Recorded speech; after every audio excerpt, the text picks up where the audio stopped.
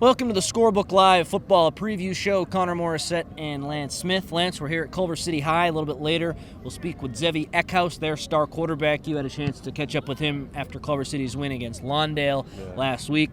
Man, he's a great dude, and Culver City, they won Division 7 last year. They have big goals in Division 5. But before we get to all the games that we're going to discuss in that interview, how's it going, Lance? How you doing? I'm good, and nice to be in a kind of central location again this week. Great game here against Lawndale last week on Friday.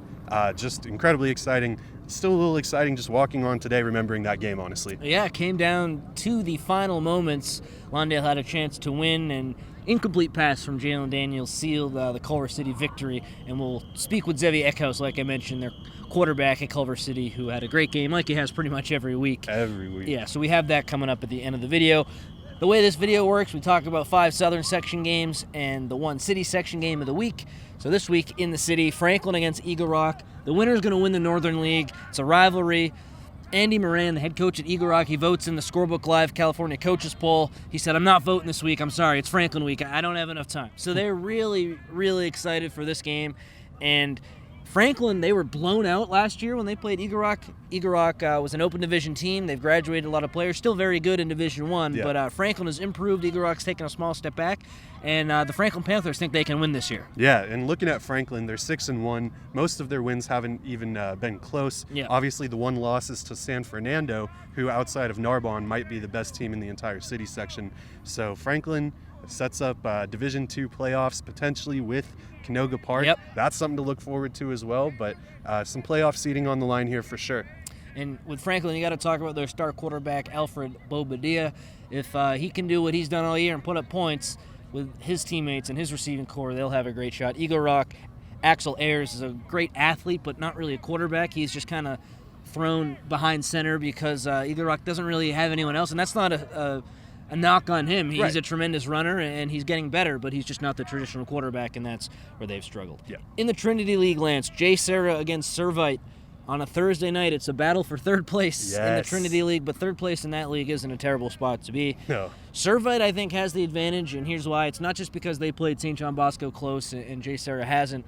It's because I think they're more balanced. I think they got a great running game and a great passing game. Noah Fafita, their sophomore quarterback, leads the way. Jay Serra, I have a few questions about their passing game. And defensively, I think both units are very strong and have great players kind of up and down the line. I think the versatility of Servite's offense is what will give them the edge in that game, and I'm going to pick them to win this week. I'm on the exact same page. Servite, man, they play aggressive and they hit hard, but so does Jay Serra for that matter. Their defense is outstanding too. I agree. I think the difference in that with Jay Serra, you can kind of load up on the running game. With Servite, absolutely not. They have some outstanding receivers. Obviously, another sophomore, Tetairoa McMillan, is right there. Yeah, he's great. And along with those teams, we've had this game circled for a long time. It's hard to tell a team, you're kind of playing for third place in the league, especially when you're such a good team. I mean, you look at Jay Serra, you look at Servite, they could knock off state champs just about anywhere throughout this country, but they're not even in the top 2 in their league. So they kind of know that. They know what this game means. We know that it's going to be a great game. This is about as exciting as it gets, short of Mater Dei versus Bosco itself. If you're Servite, don't let Jay Serra running back Chris Street get going. He's not the one difference maker, but he's a certain difference maker for Jay Serra. If he at running back can get some carries, move the chain, score touchdowns, of course Jay Serra will have a chance. But again, the balanced offense for Servite is what we like. And sorry, I didn't mean to interrupt. No problem. I was going to say, and that's when Servite has struggled this year. That's been the problem. Last year when Chris Street, he was already great coming into last year, kind of broke out more last year. Now everyone knows that. And everyone knows that their quarterback, General Booty, really a dual threat guy and a great runner for a quarterback. But like we've said, teams are on notice and they know to play them for the run. Norco against Corona Centennial on Friday. Definite game of the week. On paper, I don't think it's the greatest matchup for Corona Centennial, even though I think they're going to win by a few scores. And what I mean by that is Corona Centennial on offense, sometimes they've struggled to put up points when they've played the really, really good teams. Mater Dei comes to mind. They did lose to Cathedral Catholic, and points weren't an issue in that one. It was on defense. But the offense is the question mark. They've used 3 different quarterbacks this year. Everyone knows how good Gary Bryan is, that wide receiver. And Floyd Chalk is a great running back for Corona Centennial. So on offense, they've done okay despite not having the QB1, if you will, and I think that'll continue. But Norco can put up points. Their defense, that's the question mark. But with Shane Illingworth and your boy Fernando Shirez at running back, Norco can score. But the fact that they lost to Rancho Verde and lost pretty handily makes me think that they don't really have a chance in this game. And you could say, yeah, that's one bad game. You don't want to overlook them based on one bad game. But it's Corona Centennial. They've kind of set the tone for the public school Southern California high school football scene a little bit, and I think they'll continue to roll in this league showdown. But because Norco is capable of scoring so many points, I see a window for them to win, but of course I'm going to take Corona Centennial. Exactly. I'm going to take Corona Centennial as well, probably by a couple touchdowns. But Norco has a legitimate chance. Their defense has been disappointing this season. They lost a few key seniors on the defensive end, Blake Beecher being the biggest one, but there's a few. Like you said, whenever you have an offense that's that explosive between Illingworth, Chirez, the two Division I wide receivers in Marquise Ashley and Jaden Navarrete, great offensive line as well. You always have a chance with that kind of firepower. There have been moments this year where they've shown a little bit more defense than we've seen in, for instance, the loss to Rancho Verde. If not for that loss to Rancho Verde in which they gave up 63 points, I would say that their chances would be close to 30-40%, but I think it's probably more like 10 to 15. I agree. In the Mission League, Loyola travels to play Notre Dame. Sophomore running back Harrison Allen has had a great year for Loyola. Already has 9 rushing touchdowns. They're rested. Remember, they didn't play Alemany. There was that whole controversy with the fires weren't controversial. The rescheduling of the game was controversial, and it didn't end up happening. The teams were maybe going to play Monday, but then for whatever reason they didn't. Sean Guyton on Notre Dame's defense is one of the best players in Southern California, in my opinion. Every time I watch Notre Dame, he's great. And I think that defense for Notre Dame is going to win them this game. Loyola, they're in Division IV. They did pick up a nice win against an injury-plagued Sarah, but Notre Dame's banged up too, but not to that extent that Sarah was. And I just think Notre Dame's in a different class, led by Sean Guyton. I like them a lot this week. Yeah, I'm the same way. Not Alemany. Loyola has been a little bit better the last few weeks of the season. Kind of disappointing that we don't get to see them in the game that was supposed to be last week against Alemany. If there's a time for Loyola to pull off the upset, it's right now when they have the momentum. Still technically unbeaten in league, right? But Notre Dame's going to be a tough task, the same way that Sarah would have been an incredibly tough task if not for missing some important guys, of course, their quarterbacks being the most important. Before we get to our interview with Zevi Eckhaus here at Culver City High, the last game, St. Bonaventure against Oaks Christian. Oaks is down this year compared to where they were a year ago. They were a Division I semifinalist, and they probably won't be in the Division I playoffs this year, so just looking at that, they've taken a step back. But they smoked Newberry Park last week with some of their sit-out period transfers. Alonzo Fontanet, the great wide receiver who's committed to Arizona State, transferred over from Alemany. He's eligible now. He had a big game. Gavin Bierup at St. Bonaventure is a good quarterback, committed to Wyoming, but I just don't think they have the horses that Oaks Christian does, even in a down year.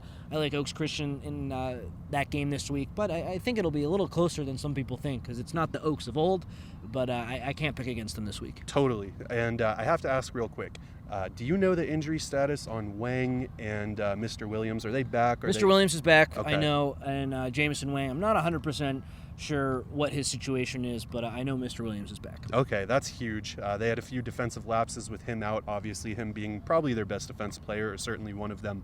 I haven't seen Oaks. I have seen St. Bonaventure. I was very impressed by not only Bierup, they have a great sophomore running back, James Arianis, who went off in that game. They're very small inside on both sides of the ball, but they play a lot bigger. They're very fast, so they can edge rush without necessarily pushing offensive lines around, and their offensive line was just aggressive and executed well and held off a bigger front seven by Newberry Park when I saw them 2 weeks ago. That said, Oaks is in a whole nother, even a down year for Oaks is a outstanding team, and I think you put it well. They don't quite have the horses. Can't say, Oaks will win 100%, but it would be a tough upset for St. Bonaventure to pull off unless Oaks completely collapses. Like we mentioned off the top, we're here at Culver City High with quarterback Zevi Eckhaus. Zevi, you've been rewriting the Southern Section record book a little bit this year. So many touchdowns. I believe it's up to 37 passing, a few more rushing, just the 4 picks. Just describe the success this year. We know you had a great year last year, but this year you're taking it to newer heights. I think this year I just, I've been able to understand the game a little bit more. I've been able to, Coach is obviously trusting me a lot more this year than he has last year. I've been in the film room, just mentally preparing and, having that stage, understanding what it takes to be a varsity quarterback and having such a great group of guys around me, it's really helped me with my success this year. Thank you. So you guys already beat the usual best team in the league in Lawndale. You still have El Segundo, Hawthorne, and Beverly Hills, who are not on the same level, but at the same time, obviously, you can't sleep on them. Yeah. Going from that high, from such a thrilling victory over such a good team in Lawndale, as a leader, where do you go now for the next 3 days to make sure everyone stays focused and, doesn't take the foot off the pedal? Well, like you said, it was a big game, Lawndale. And, obviously we performed at a very high standard in order to beat a team like that. I think from there, we just got to keep improving. Obviously, El Segundo, Hawthorne, Beverly, they might not be the same level as Lawndale, but after that, it's playoffs, so you don't want to take your foot off the gas pedal. You definitely want to keep it going so that we have that momentum going into the playoffs and that mindset. Zevi, how has this year been different to last year in the sense that last year you're still an underclassman this year, but last year you're a sophomore, new to the varsity stage, and you took the team to amazing heights, winning a Southern Section championship. To have that experience this year, you're able to just hit the ground running. How helpful was last year in terms of this year? You got 7-0. It was so helpful for me. The coaches and the players themselves had to do a lot more than they've had to do this year. I had a lot of senior receivers, senior linemen, obviously a big defense. They had to help me out a lot more. I think this year I've been able to put a little bit more on my shoulders and take more things into my accountability and my responsibility. So it's been a little bit different, but last year definitely helped me with this year. So last year, obviously, you guys ran away with the Division VII CIF Southern Section title, and you're favored quite heavily to win Division V this year. I'm sure you guys know that. When do you start looking at the Division V field, start thinking about, maybe watching tape on some opponents, and how do you balance that with just finishing up league and winning a league title?